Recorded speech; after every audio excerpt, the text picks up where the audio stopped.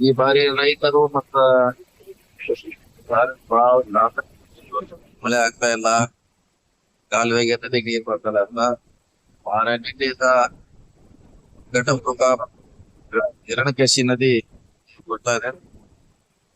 ನಿನ್ನೆ ಮೊನ್ನೆದ ಕಡಿಮೆ ಇತ್ತು, ಇವತ್ತ ಜಾಸ್ತಿ ಆಗಿದೆ. ಈಗಾಗಲೇ ನೀರನ್ನ ಮೊದಲನೇ ರೆಡ್ಡಿ ಬಾಗಲಕೋಟೆಗೆ ಮುಗಿಸುವಂತ ಪ್ರಯತ್ನ ಮಾಡಿದ್ವಿ. ಈಗಾಗಲೇ ಬಾಗಲಕೋಟೆವರೆಗೆ ಹೋಗಿದೆ ನೀರು. ಟ್ರೈನ್ ಮುಂದೆ CLBCಗೆ ಇವತ್ತು ಬೆಳಗ್ಗೆ ಪ್ರಾರಂಭ ಮಾಡ್ಬೇಕಾಗಿ ಪ್ರಾಥಮಿಕವಾಗಿ 1,000 ಕ್ಯೂಸೆಕ್ ಇಟ್ಟಿದ್ದೇವೆ.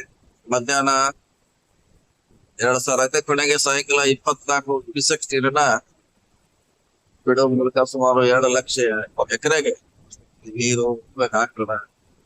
ಏನ್ ರೈತರಲ್ಲಿ ಒಂದು ಆತಂಕ ಇತ್ತು, ಅದು ದೂರ ಆಗಿದೆ. ಈ ನೀರನ್ನ ಮಿತವ್ಯಯವಾಗಿ ಬಳಸ್ಬೇಕು. ಯಾಕಂದ್ರೆ ಮಳೆ ಇನ್ನೂ ಆಗ್ತಾ ಇದೆ, ಆಗೋಲ್ಲ ಅನ್ನೋದು ಇನ್ನೂ ಕೂಡ ಸ್ಪಷ್ಟವಾಗಿ ಯಾವುದೇ ಸೂಚನೆಗಳಿಲ್ಲ. ಬಂದಂತ ನೀರನ್ನ ಮಿತವಾಗಿ ರೈತರು ಸಾರ್ವಜನಿಕರು ಬಳಸ್ಬೇಕಂತ ಅವರಲ್ಲಿ ವಿನಂತಿ ಮಾಡ್ತಿದ್ವಿ. ಈಗಾಗಲೇ ಇದನ್ನ ದುರ್ತಾಳದಿಂದ ಇವತ್ತು ನೀರು ಹರಿಸಕ್ಕೆ ಪ್ರಾರಂಭ ಮಾಡಿದ್ವಿ. ಸರ್ ಎಷ್ಟು ಸಾವಿರ ಬರ್ತಾ ಇದೆ ಸರ್? ಈಗಾಗಲೇ 8,000 ಬರ್ತಾ ಇದೆ. ಸೊ ಎಲ್ಲಾ ನದಿಗೆ ಬಿಡ್ತಾ ಇದ್ದೀವಿ. ಬೆಳಗ್ಗೆಯಿಂದ ಈಗ ತಕ್ಷಣದಿಂದ ಕಾಲುವೆಗೆ ಹರಿಸಲಿಕ್ಕೆ ಸುಮಾರು 2,000 6,000 ನದಿಗೆ ಹೋಗ್ತದೆ. ಈ ಬಾರಿ ರೈತರು ಮತ್ತ ಮಳೆ ಆಗ್ತಾ ಇಲ್ಲ, ಕಾಲುವೆಗೆ ನದಿಗೆ ನೀರು ಬರ್ತಾ ಇಲ್ಲ. ವಾರ ನಿನ್ನೆಯಿಂದ ಘಟಪ್ರಭಾ ಹಿರಣ್ಯಕೇಶಿ ನದಿ ಬರ್ತಾ ಇದೆ.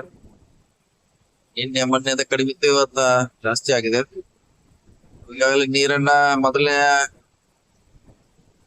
ರೆಡ್ಡಿ ಬಾಗಲಕೋಟೆಗೆ ಮುಗಿಸುವಂತ ಪ್ರಯತ್ನ ಮಾಡಿದ್ವಿ. ಈಗಾಗಲೇ ಬಾಗಲಕೋಟೆವರೆಗೆ ಹೋಗಿದೆ ನೀರು. ಟ್ರೈನ್ ಮುಂದೆ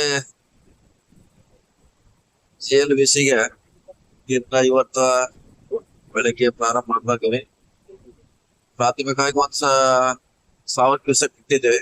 ಮಧ್ಯಾಹ್ನ 2,000 ಐತೆ. ಕೊನೆಗೆ ಸಾಯಂಕಾಲ 24 ಕ್ಯೂಸೆಕ್ ನೀರನ್ನ ಬಿಡೋ ಮೂಲಕ ಸುಮಾರು 2 ಲಕ್ಷ ಎಕರೆಗೆ ನೀರು ಹಾಕ್ತದ.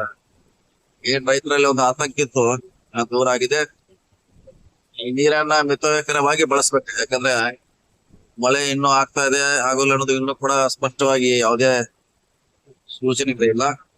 ಬಂದಂತ ನೀರನ್ನ ಮಿತವಾಗಿ ರೈತರು ಸಾರ್ವಜನಿಕರು ಬಳಸ್ಬೇಕಂತ ಅವರಲ್ಲಿ ವಿನಂತಿ ಮಾಡ್ತಿದ್ವಿ. ಈಗಾಗಲೇ ಇದನ್ನ ದುರ್ತಾಳದಿಂದ ಇವತ್ತು ನೀರು ಹರಿಸಕ್ಕೆ ಪ್ರಾರಂಭ ಮಾಡಿದ್ವಿ. ಸರ್ ಎಷ್ಟು ಸಾವಿರ ಬರ್ತಾ ಇದೆ ಸರ್? ಈಗಾಗಲೇ 8,000 ಬರ್ತಾ ಇದೆ. ಸೊ ಎಲ್ಲಾ ನದಿಗೆ ಬಿಡ್ತಾ ಇದ್ದೀವಿ. ಬೆಳಗ್ಗೆಯಿಂದ ಈಗ ತಕ್ಷಣದಿಂದ ಕಾಲುವೆಗೆ ಹರಿಸಲಿಕ್ಕೆ ಸುಮಾರು 2,000 6,000 ನದಿಗೆ ಹೋಗ್ತದೆ.